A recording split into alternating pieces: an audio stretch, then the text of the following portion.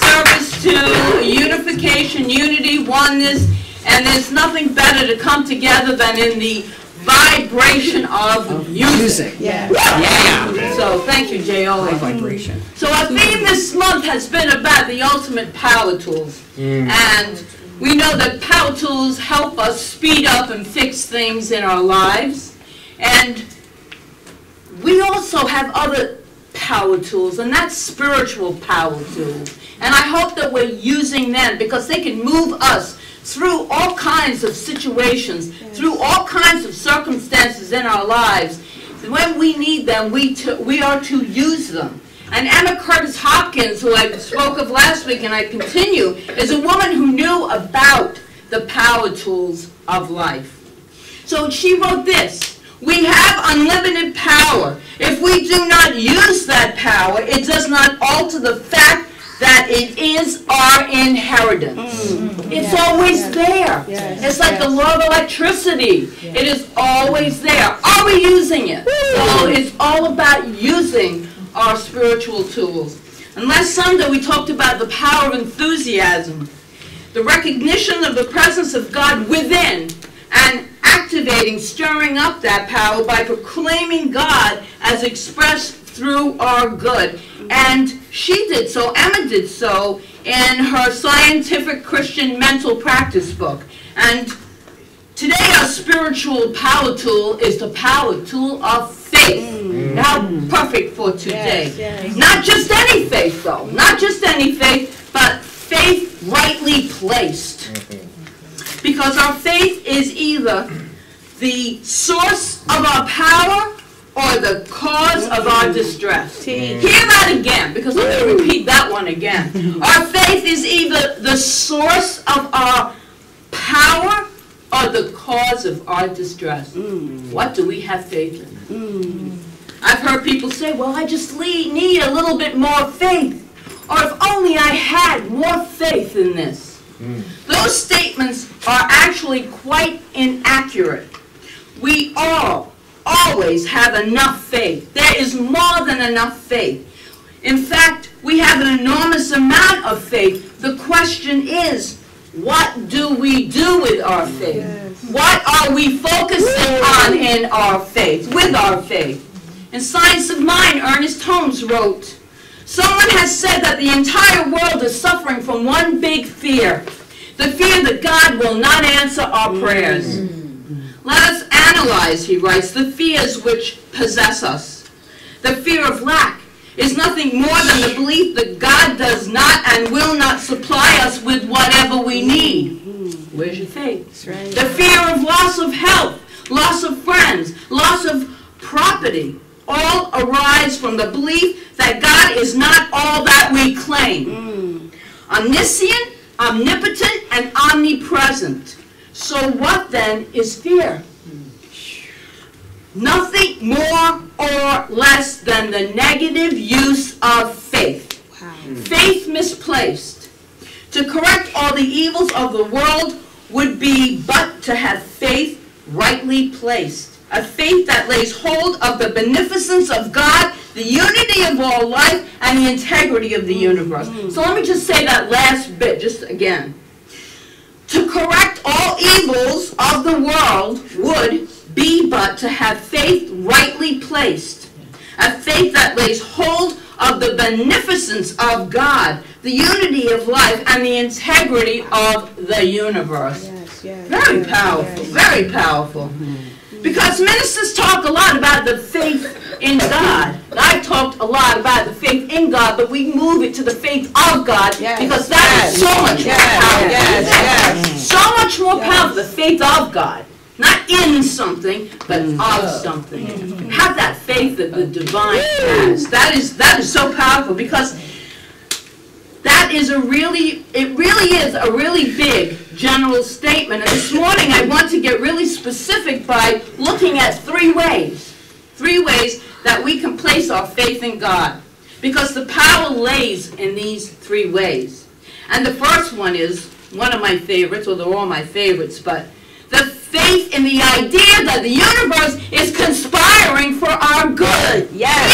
Yes. Is that not the best? Yes. The universe, no matter what the situation, the universe is always conspiring for our good. I don't care what political party you belong to or not. The universe, rise above it. The universe is conspiring for our good. That's one. Two is faith. Faith in the workings of the law. And the third important one is faith in ourselves. So, first, faith in the idea that the universe is conspiring for our good. Ernest Holmes said, there is a powerful good in the universe, greater than you are. Yes. And you can use it. Remember that. Anytime. Remember that. Yes, yes. Emma Curtis writes in Scientific Christian Mental Practice, people often know the promise passages of the Bible by heart. But when trouble strikes them, they have no confidence in them. This is so true. As absolute truth. Just once, holding on to them when you are in trouble will give you a good start in faith. Holding on to the great principles set forth, she writes in Scripture, while you are in trouble, will invigorate your character marvelously. It is the mystery of godliness. How sure people are to come out right who have a strong, honest confidence that they will come out right. It is in those times. You know, we're all, oh yeah, God is good. God is good all the time.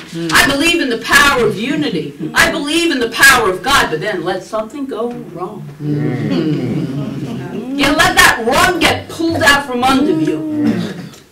You know, and that's the time to really use the power of prayer. We've been praying all week. We will continue to pray, and we should be praying every day. But we are praying, and we are knowing that there is one source of all good. There is one, we're made out of it. It is us. It is the truth of us. Michael Beckwith often says, our job is not to set things right, but to see them rightly. Now that is faith properly placed. So say with me, the universe is conspiring for my good. The universe is conspiring for my good. Yes. And then, if you really believe that, how about, the universe is conspiring for the good of our country. The universe is conspiring for the good of our country. Yes, I love the power poses. Do it again. Conspiring for the good of our country. Yes. All right, and Hopkins again, we'll go back to her. Yes, I'm feeling it today. You feeling it today?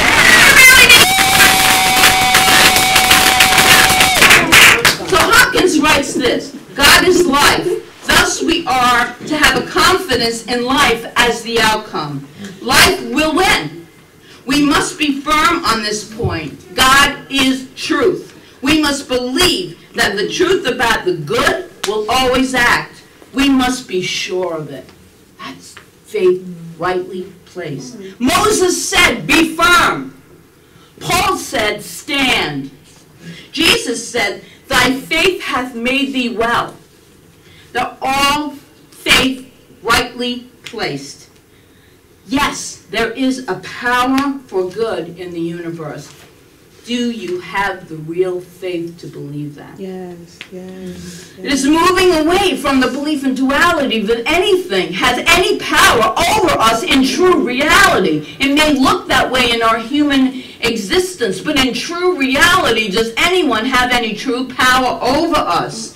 We say we don't believe in duality, which is God and anything else, anything that follows that. But I'm not sure that's really true. How deep is our faith? Reverend Johnny Coleman, who for over 40 years preached a single message, God's desire for everyone is absolute good. Powerful woman. She passed away recently. And she began, she had her own healing journey when she was diagnosed with an incurable disease in the early 1950s. She just died, I think it was last year. And decided to change her own prognosis from 6 months to live to a healthy lifetime, and a right. long, healthy lifetime. She changed it, and she said she did this by turning away from the condition and toward the idea that God's idea for her, God's desire for her was absolute good, which included a long and healthy life. She once wrote this: God knows nothing of, I love this, I've been using this like all week. God knows nothing of arthritis, diabetes, cancer, cirrhosis, or AIDS. Resolve this moment, she writes, to pray for the elimination of these illusions from the mind of all men and women, thus eliminating them from the bodies of all mankind. And I must say, that it can be challenging at times. I have a brother-in-law who looks like he's not going to be here much longer due to cancer. And God bless him, he is following the path. God bless my sister, she's following the path, and she's there with complete unconditional love, knowing that his highest good is taking place. So she's not giving power. We're all going to die someday, in case no one told you, of something. You know, if you can let me 200, please, let me know. In my healthy body, dancing around.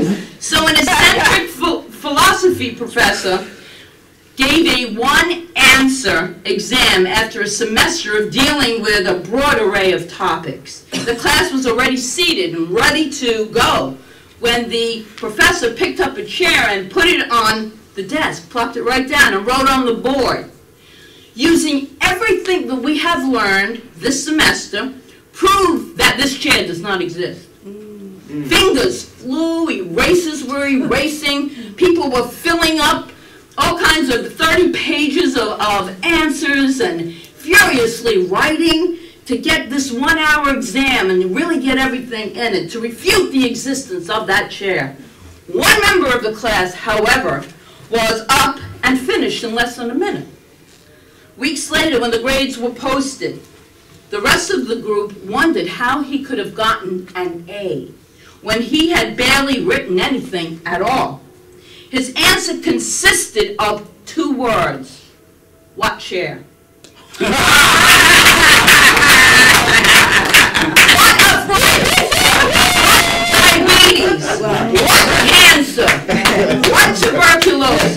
AIDS? Poverty? Loneliness? Despair, yes.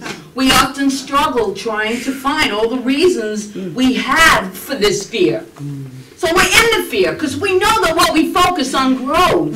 So we're in the fear already. And then we go into the future with that fear. Oh my God, I'm going to be in a wheelchair in about 5 years. I mean, we play these different scenarios, I do, in my head. And then I pull myself back and say, wait a minute. Do you have the faith of God in that? No. No, I have the faith of fear in that. The faith is in the fear. Holmes tells us in Science of Mind, when we learn to trust the universe, we shall be happy. Perfect song. Prosperous and well. We must learn to come under that divine government and accept the fact that nature's table is ever filled. Never was there a cosmic famine. God is always God, never changes. No matter what our emotional storm or what our objective situation may be, there is always a something hidden in the inner being that has never been violated. We may stumble, but always there is that eternal voice forever whispering within our ear, that thing which causes the eternal quest, that thing which forever sings and sings. This is the thing itself. And Holmes talks about the thing itself, which means divinity, God, spirit, whatever you want to call it, the great something, whatever you want to call it, the spark within. Faith, rightly placed, is the knowing that spiritual substance is all around us, waiting to be formed. We can't see it. We rely so much on our senses when this is beyond what we can see, feel, hear, touch, smell, taste. This is beyond that. This is the substance which we call law, because the thing that we put into it, which is our emotion or our thoughts, either one I had a client on the phone that was, I mean, she's been my client forever, and she was, this is yesterday, but I say all my affirmations. I claim my good. I do spiritual mind treatment, which is affirmative prayer. I do it all, and I just said to her, okay, so it's been 15 years, nothing's changed. What are you feeling? Because you can say all the words you want. But if you don't have that feeling in alignment with the words, the law is responding to that feeling, that emotion, as well as it's responding to the words. In fact, I think more powerfully responding to the emotional state. If you're feeling fear, but I'm in perfect safety, I know this, I know this, I know this, but you don't believe it. You gotta believe it. So find, and I'm a strong proponent of affirmations, find one that works for you. One that you can believe to start with. Or else the words are useless. So, Jesus said, and I say unto you, ask, and it shall be given unto you. Are you asking with the faith of the divine? Are you asking with that faith? If the good were not already ours in the invisible, we don't see supply, there's an invisible supply, the infinite giver of all life, we believe in a higher power, we believe in God, we believe in spirit, we believe in whatever we want to call it, the creator, it would be impossible for us to procure in any manner that which we desire if there were not something working with us, as us, through us. And then we move into the second part, which is faith in the workings of the law. That's that great something. At James chapter 5, verse 15, we are given a powerful message about faith. And the prayer of faith shall save the sick, and the Lord shall raise him up. So what is the prayer of faith? Jesus clearly taught that spiritual power works through us at the level of our belief. At the level of our belief, implying it is done unto us by some impersonal principle, which we know is the law, a principle that knows how to use it because it just is itself. It gives back what is put into it so intelligently because it knows. It will do as quickly for one as it does for another. So it's not like, you know, this is a judging, to me God is an energy, this is a judging energy that is going to say, all right, she can have it. But no, you're not going to have that. It's done by right of consciousness. It will always be done by right of consciousness. What are you really thinking and feeling? What do you really believe? Because that's what the law is giving you back. The law is no respecter of persons, but works alike for each and every one. Faith is an affirmative way of using the law. If you're using it rightly, that is. This energy, this force. Holmes speaks about it again in Science of Mind. The law is absolute, and we should trust its impersonal actions implicitly. It can do anything for us that we can conceive of it doing. Isn't that empowering? This is empowering teachings. Yeah.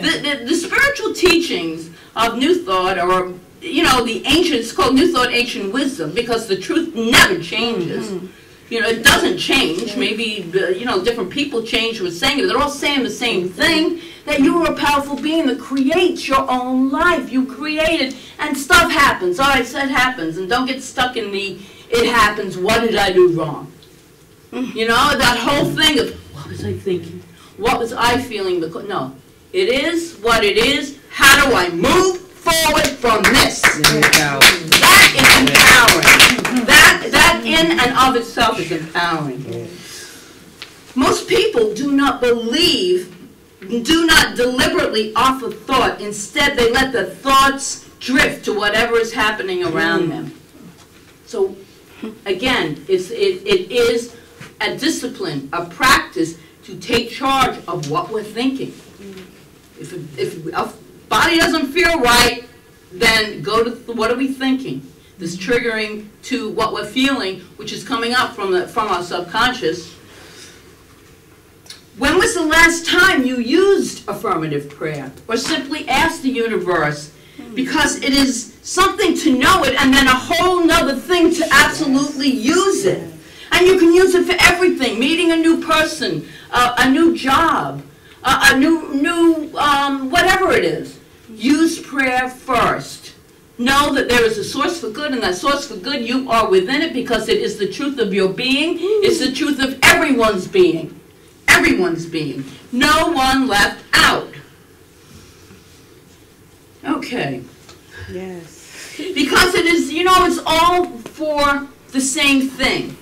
To help with a project, to help with the meeting someone else, the more we turn to Source for daily assistance, the more we really embody this for guidance, the more in tune we become with the universe. And so it becomes automatic that we automatically go there. Yeah, we can be sad for a while. Yeah, we can be upset for a while. Yeah, we can be in conflict for a while because we're having a human experience, for goodness sake. We are having a human experience. But always, the more we use it, the more it becomes part of who we are, and we turn to it saying, I know that there is a higher good taking place here. I know nothing, but the God within knows everything. So in Science of Mind, in large, bold letters, it says, the things that we need, we ask for, and we are to believe that we receive them. It's in that belief. The belief is the faith. We are surrounded by a law which is creative. It moves from thought into the thing, or it moves from emotion into the thing. Unless there is an image, it cannot work. So we think, just remember this, we think in pictures. We don't think in words. Our thoughts look like a bunch of words strung together. But we're thinking, we're imagining something, are we not? Yes. If it's a car, if it's a house, if it's peace, if it's whatever it is, it looks a certain way. People hugging could be a sign of peace. You know, whatever that peace is, a calmness within is peace. We create in pictures, and the law responds to those pictures. So faith rightly placed is a belief that the law is working and operating on our word. And then we move into the faith in ourselves, which is the third part of this talk. Finally, faith rightly placed in ourselves. We have the power to create life-giving experiences. We truly do. This is not only your life. This is life living through you. God can only express through you. It can express through you. That is that divine urging, that divine calling. When we pray for divine guidance and we've had this feeling of what we should do, we call it the gut feeling. Are we listening and are we following it? Because this power is living through and as you, and it will always be. It's eternal. It doesn't die. Now, why is that such a wonderful and such an important thing to know? Because it comes to the point of when will we truly get it, that we are extensions of the one source. We are extensions, channels of the divine. The divine is operating, expressing, and moving through each and every one of us. You are individualized. We are individualized expressions of God itself. Yes. You have come in this physical body as the leading edge. I love that. The leading edge. And hear that. The leading edge extension of source energy. You are the furthermost focus of this energy that creates worlds, creates everything that is, was, and ever shall be. You are a creative genius. I mean, we create our lives if we just know what we do with our thinking. And when we get a real hold on how we can think for our highest good, that's the guidance, then we change everything in our lives. Patterns disappear. Everything, a new pathway is made available to us. This is source energy. So acting as if sometimes really works. And that's when we use our imagination, an incredible faculty, very powerful. Anyone that told you to stop daydreaming in school, so erroneous. Daydreaming is the most powerful thing you can do. Dream, vision it. Yes. So we should encourage our children to daydream. Yes. And if any teacher says one thing about that child daydreaming, you tell them.